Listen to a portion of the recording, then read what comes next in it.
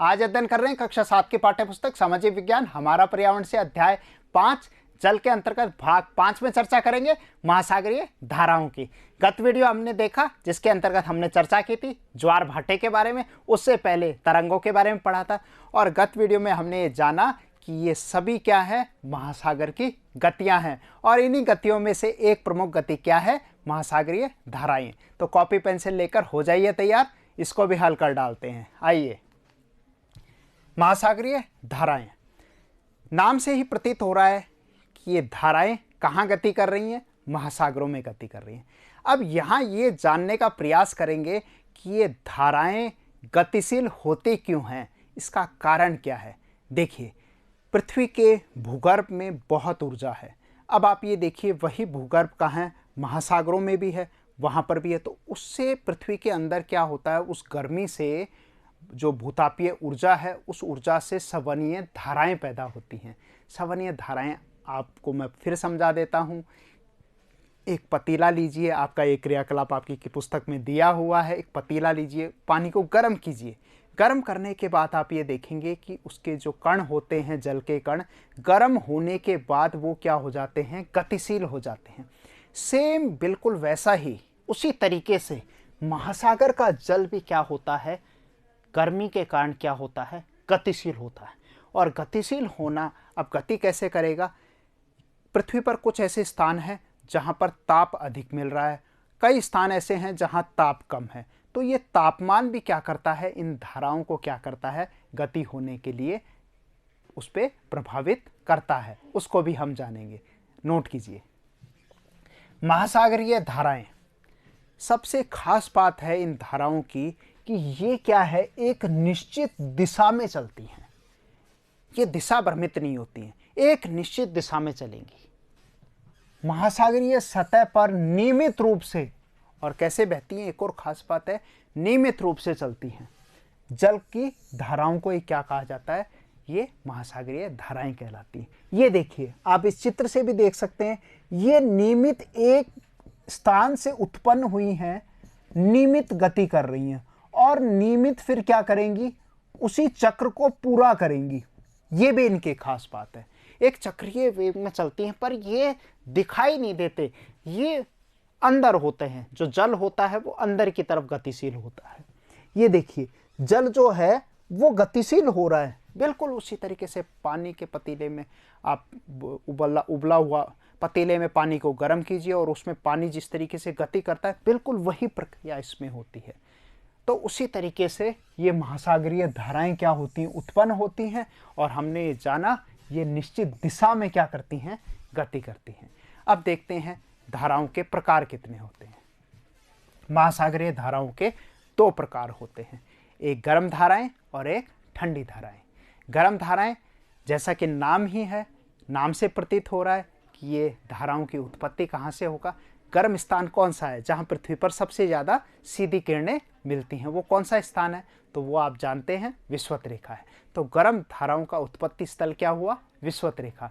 और ठंडी धाराएं, नाम ही से है कि इनकी उत्पत्ति भी कहाँ से होगी, ठंडे प्रदेश होगी। तो ठंडे प्रदेश कहाँ मौजूद हैं, ध्रुवों पर मौजूद हैं। लिखिए, दो तरीके की धाराएं होती हैं, गर्म धाराएं और ठंडी धाराएं। उत्पत्ति स्थल यानी कि ये जन्म कहाँ से हो रहा है इनका, विषुवत रेखा से ध्रुवों की चल रही है। इनमें ये ध्रुवों से चल रही है, जन्म हो रहा है, और कहाँ चल रही है, विषुवत रेखा की तरफ चल रही है। अब इस प्रक्रिया को मैं समझा देता हूं आपको कि ये गतिशील क्यों होती है और कैसे चल रही है। आप पृथ्वी पर ये देखिए, ये विषुवत रेखा 0 डिग्री अक्षांश, यह आपकी विषुवत रेखा है। अब आप ये देखिए कि विषुवत रेखा पर जब इन धाराओं की उत्पत्ति हो रही है, कौन सी धाराओं की, गर्म धाराओं की, गर्म धाराएं उत्पन्न हो रही है। अब गर्म धारा जब उत्पन्न होगी तो वो तापमान क्या होगा, बढ़ा देगी तट का, और गर्म होगी। और गर्म होने से हमने ये जाना है कि जल क्या हो जाता है, हल्का हो जाता है। गर्म होकर क्या होती है, वो गर्म वायु क्या पढ़ी हमने, हल्की होकर ऊपर उठती है। तो गर्म जो जल होगा उसका जो घनत्व होगा वो क्या हो जाएगा, कम हो जाएगा। और कम होने के परिणाम स्वरूप वो गतिशील होगा, कहाँ, निम्न क्षेत्रों में, जो लो एरियाज हैं, यानी कि ध्रुवों की तरफ, कहाँ पर गतिशील होगा, ध्रुवों की तरफ, यहाँ की तरफ चलेगा और ध्रुवों से फिर लौटकर वापस से नीचे की तरफ आएगा। इसी तरीके से ये गतिशील होता है। इसी तरीके से हम देखें जो ध्रुवों पर है, यहाँ तो कौन सी धाराएं हुई, ये गर्म धाराएं हुई, और ध्रुवों पर कौन सी पैदा हो रही हैं, ठंडी धाराएं पैदा हो रही हैं। अब ठंडी धाराएं नाम से है कि वहाँ पर तापमान कम है और तापमान कम होने के परिणाम स्वरूप वहाँ पर ठंडी धाराओं की उत्पत्ति स्थल है। अब ठंडी धाराएं गति कैसे चलेंगी, ये हमेशा ध्रुवों से किधर चलेंगी, विषुवत रेखा की तरफ, क्योंकि ध्रुवों पर तापमान कम है तो जो जल है उसका घनत्व क्या हो गया, ज़्यादा हो गया, तो वो ज़्यादा होने से क्या होगा, नीचे की तरफ आएगा। नीचे की तरफ आएगा तो कहाँ से, ऊपर से नीचे की तरफ गति करेगा, यानी कि ध्रुवों से कहाँ गति कर रहा है, विषुवत रेखा की तरफ गति कर रहा है। क्लियर हुआ। यही बात यहाँ लिखी है कि गर्म धाराएं विषुवत रेखा से ध्रुवों की ओर गति करती हैं और ठंडी धाराएं ध्रुवों से विषुवत रेखा की ओर गति करती हैं। आगे देखते हैं महासागरीय धाराओं के प्रभाव। ये जो धाराएं हैं बिल्कुल ज्वार भाटे की तरह, इनका कुछ उपयोग भी है और इनके कुछ नुकसान भी है, दोनों को हम यहाँ पर अध्ययन करेंगे। देखिए, गर्म धाराएं महासागर के तापमान को बढ़ा देती हैं। ये अभी हमने बात की कि गर्म धाराएं होंगी वो तापमान को क्या करेंगी, बढ़ा देंगी। तो इसका फ़ायदा भी क्या है, फ़ायदा ये है कि जो ठंडे प्रदेश हैं, आप मानचित्र में अगर देखेंगे तो आर्कटिक ध्रुव है या अंटार्कटिक ध्रुव है, तो इनके पास के जो इलाके हैं वहाँ तो क्या होता है, 66.5 डिग्री से 90 डिग्री के पास क्या रहेगी, बर्फ़ जमी रहती है। पर अगर वहाँ कोई गर्म धारा जा रही है, मान लो गल्फ स्ट्रीम में एक गर्म धारा है, वो जा रही है, ठीक है, और वो नॉर्वे तट ऊपर पहुँचती है, तो वो क्या कर देती है, जैसे रीनल एक धारा है, इंग्लैंड में है, बहती है वहाँ से, तो वो उस इलाके को क्या करेगी, आर्कटिक वाले भाग को क्या है, ठंडे इलाका है, उसके जल को क्या करेगी, पिघाल देगी। तो वहाँ पर क्या होगा, 12 महीने नाव या जहाज चल सकेंगे, वरना पानी जम जाएगा क्योंकि हिमांक के नीचे होगा, तो वहाँ पर नौ संचालन क्या होगा, बंद हो जाएगा। तो है ना फ़ायदा इसका, क्योंकि गर्म धाराएं क्या करेंगी, तापमान को बढ़ाएंगी और बर्फ़ को क्या कर देती है, पिघाल देती है। एक और एक चीज़ देखिए, नुकसान में यहाँ देखें कि जल धाराएं क्या करती हैं, कई बार जो ऊपर की तरफ या ध्रुवों की तरफ गति कर रही हैं, तो ध्रुवों की तरफ जब गति करती हैं तो वहाँ पर क्या है, ग्लेशियर हैं, हमने पढ़ा था ना, सियाचिन ग्लेशियर।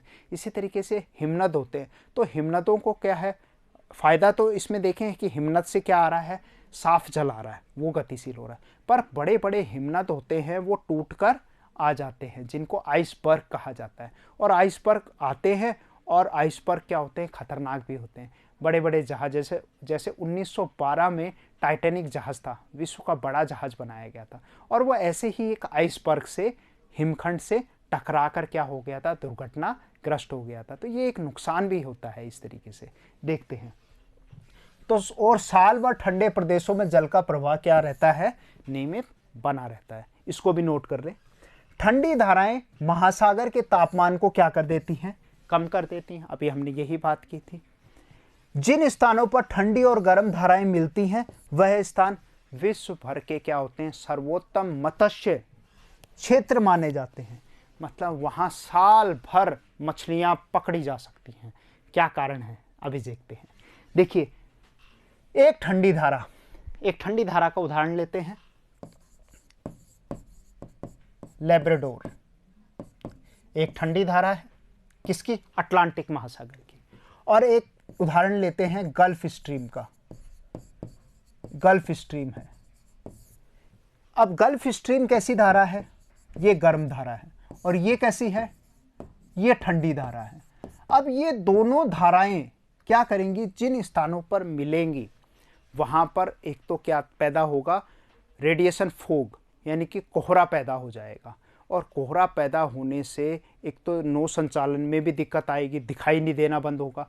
खास की एक और ख़ास बात है कि वहाँ पर जो प्लैंक्टन्स होते हैं, प्लैंक्टन सूक्ष्म जीव होते हैं जो मछलियों का क्या होते हैं, भोजन होते हैं, तो वो वहाँ पैदा हो जाते हैं, उनका उत्पत्ति स्थल होता है। तो प्लैंक्टन जब वहाँ पर उनका प्रजनन होता है, वो पैदा होते हैं, तो मछलियों का भोजन वो प्राप्त करने के लिए उन स्थानों पर आती हैं, और तुरंत मछुआरे उनको पकड़ लेते हैं। तो हो गया ना, मत्स्य पे बहुत सोने पे सुहागा वाली बात हुई ना, कि मत्स्य के लिए, फिशिंग करने के लिए बहुत अच्छा इलाका है। तो विश्व के ऐसे प्रदेश प्रसिद्ध कौन कौन से हैं, एक है ग्रैंड बैंक, ग्रांड बैंक है, grand bank, GRAND, grand bank. ठीक है, ये उत्तरी अमेरिका के पूर्वी तट पर स्थित है। अभी हम मानचित्र में इसको देखेंगे। इसी तरीके से आप देख सकते हैं कुरोशिवो है, ओयोशिवो धारा है। ये कुरोशिवो ओयोशिवो धाराएं, ये इनके प्रभाव से ही जो प्रशांत महासागर जापान वाला तट है वहाँ पर भी सर्वाधिक मछलियाँ साल भर पकड़ी जाती हैं। तो ये बहुत सारे इनके फायदे देखने को मिलते हैं। लिखिए आप इसमें, उदाहरण स्वरूप जापान के आसपास एवं उत्तरी अमेरिका के पूर्वी तट पर क्या पकड़ी जाती हैं? मछलियाँ पकड़ी जाती हैं। कारण समझ आ गया। प्लैंक्टन्स पैदा होते हैं, सूक्ष्म जीव होते हैं, और उनके पैदा होने से मछलियाँ उन्हें खाने के लिए आती हैं, और खाने के लिए आती हैं तो वहाँ भारी तादाद में इकट्ठी होती है और मछुआरे उनको तुरंत पकड़ लेते हैं। आ गया समझ में? आगे देखते हैं। जहाँ गर्म एवं ठंडी जलधाराएं मिलती हैं वहाँ कोहरे यानी कि फॉग वाला मौसम बनता है, और इसके फलस्वरूप नौ संचालन में क्या हो जाती है? बाधा उत्पन्न हो जाती है। मैंने बात की थी, आप गर्म पानी लें और ठंडा पानी दोनों को मिलाएं, बाल्टी में डालें, एक फ्रिज से डालें और एक उबलता पानी डालें। दोनों जब डालेंगे तो आप देखेंगे उस स्थान पे बहुत धुंध कोहरा पैदा हो जाएगा, और उसके परिणाम स्वरूप क्या हमें दिखाई देगा? तो नाविक बड़े परेशान हो जाते हैं। ये देखिए, ऐसी स्थिति बन जाती है, और नौ संचालन में क्या हो जाती है? बहुत दिक्कतें आती हैं, और वह दुर्घटनाग्रस्त भी हो सकते हैं। आगे देखते हैं, महासागरीय धाराओं का वितरण। अभी हमने बात की थी प्रमुख धाराओं की। अब हम बात करेंगे कि महासागरीय जो धाराएं हैं वो कितने महासागरों में गति करती हैं। कुल महासागर कितने हैं? बिल्कुल सही, 5 महासागर हैं। प्रशांत महासागर, अटलांटिक महासागर, हिंद महासागर, आर्कटिक महासागर और दक्षिणी महासागर, जिसको सदर्न ओशन कहा जाता है, जो अंटार्कटिका से ऊपर की तरफ है। देखिए, ये आपका आर्कटिक महासागर हो गया, ये आर्कटिक है, आर्कटिक महासागर। ये आपका प्रशांत महासागर है। ठीक है, ये एस आकृति में जो है ये आपका क्या है? अटलांटिक महासागर है, जिसको अंध महासागर भी कहते हैं। और हिंदुस्तान के नाम पर क्या है? हिंद महासागर है।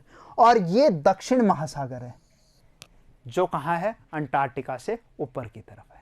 अब आप ये देखिए कि इन महासागरों में जो जलधाराएं हमने पढ़ी, उस उत्पत्ति के कारणों में हमने क्या जाना कि गर्म धाराएं कहाँ से उत्पन्न होंगी? विषुवत रेखा से। ये विषुवत रेखा है, ये 0 डिग्री, ये 0 डिग्री विषुवत रेखा है। अब विषुवत रेखा से तो क्या होंगी उत्पन्न? गर्म धाराएं। ये गर्म धाराएं यहां से चल रही हैं। आप ये देख रहे हैं लाल रंग से जो प्रदर्शित किया गया है वो गर्म धाराओं को दिखाया गया है, और नीले रंग से जो दिखाया गया है वो किसको दिखाया है? ठंडी धाराओं को। अब ये लाल रंग से ये गति कर रही हैं। आप ये देखिए, ये विषुवत रेखीय है, काउंटर करंट है विषुवत रेखा पर। यहाँ हुआ अटलांटिक महासागर में, यहाँ से ये फ्लोरिडा तट पे चल रही हैं। फ्लोरिडा से फिर ये आगे गई, इसका नाम हो गया गल्फ स्ट्रीम। गल्फ स्ट्रीम के बाद ये ऊपर उत्तरी अटलांटिक धारा हो गई। यहाँ से नॉर्वे से फिर ये घूमी, फिर ये रीनल की धारा बन जाती है, और फिर ये लौटकर वापस आ रही है, फिर ये कैनारी धारा, और ये इस तरीके से। तो आप ये देख रहे हैं ये क्या है? एक चक्रीय रूप में क्या है? गति कर रही है। मतलब एक स्थान से विषुवत से शुरू हुई, ध्रुवों पर जा रही है। पर आप ये देखिए कि आर्कटिक सर्कल है, अब वहाँ पर क्या है?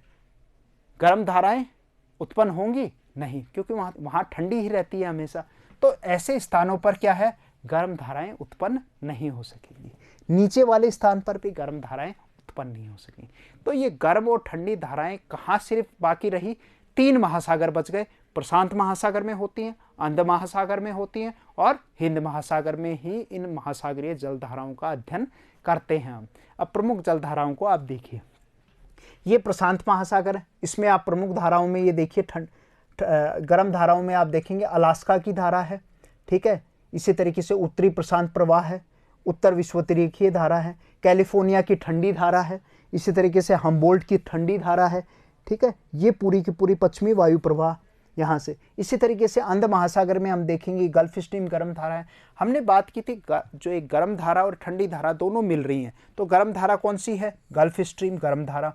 ऊपर से कौन सी आ रही है? लेब्राडोर की धारा आ रही है। अब ये दोनों जहाँ मिलेंगी वो इलाका क्या बताया था मैंने? ये स्थान बताया था। इस स्थान का नाम क्या बताया था? Grand bank. और ये ग्रैंड बैंक पे विश्व की सर्वाधिक अधिक मछलियां यहाँ पाई जाती हैं, पकड़ी जाती हैं। मत्स्य क्षेत्र है, बहुत प्रसिद्ध क्षेत्र है। इसी तरीके से ये जापान वाला क्षेत्र, यहाँ पर भी मछलियां खूब पकड़ी जाती हैं, प्रशांत महासागर। ये कुरोशियो की धारा है, ये ओयोशियो की धारा है। ठीक है, अब आप ये देखिए कुरोशियो ओयोशियो, ये धाराएं जब यहाँ मिलती हैं तो इस स्थानों पर मत्स्य काफ़ी ज़्यादा होता है।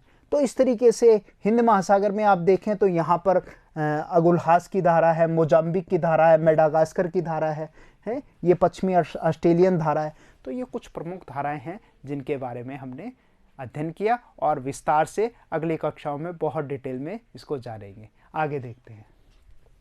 अंत में एक क्रियाकलाप करते हैं जिससे आप आसानी से जो हमने महासागरीय धाराएं पढ़ी इनको आप घर पर भी देख सकते हैं कि वाकई में ये किस तरीके से एक चक्रीय प्रवाह करती है, कैसे गति करता है। तो इसके लिए करना क्या है? एक बाल्टी को नल के पानी से 3/4 भरें, 3/4 भर लें। उसमें बाल्टी में एक और निमज्जन छड़ डालकर, निमज्जन रॉड वो क्या होती है? छड़ रॉड होती है, आयरन रॉड कहते हैं, जिससे पानी क्या होता है? इमर्सन रॉड, जिससे पानी गर्म किया जाता है। तो उस रॉड को डाल दीजिए, गर्म करें और दूसरी ओर से फ्रिज से निकली बर्फ़ उसमें डाल दें। अब एक तरफ आपने आयरन रॉड लगा दी, निमज्जन छड़ है, दूसरी तरफ बर्फ़ का आप फ्रिज का पानी डाल रहे हैं। अब उसमें क्या करें? एक बूंद लाल शाही डालकर सहवन की प्रक्रिया के द्वारा धारा के मार्ग का निरीक्षण कीजिए। तो आप जब उसमें बूंद डालेंगे तो फिर देखना वो बूंद किस तरफ कैसे गति कर रही है। तो इसको आप करके देखना, बड़ा मज़ा आएगा। इसी के साथ नमस्कार, जय हिंद, फिर मिलेंगे।